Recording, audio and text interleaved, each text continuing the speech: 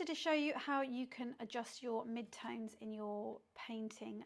So when you're working from a photograph, so in Photoshop, and I'm just going to go to add a new layer, and then I'm going to fill it in black and then come down to color. So this will give me a more accurate grayscale than most editing programs.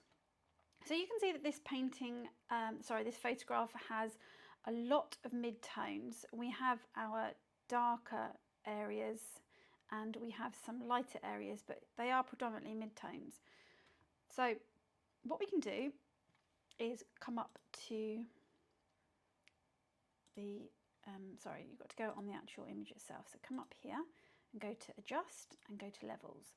And what this levels does is it gives you the shadows, the midtones and the highlights.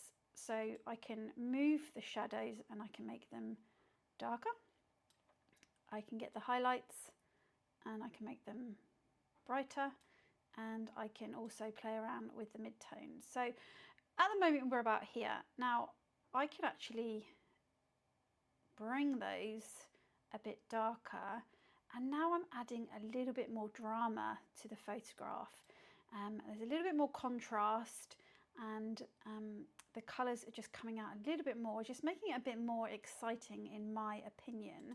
So if we go back to our grayscale, now we have a little bit more contrast in our midtones.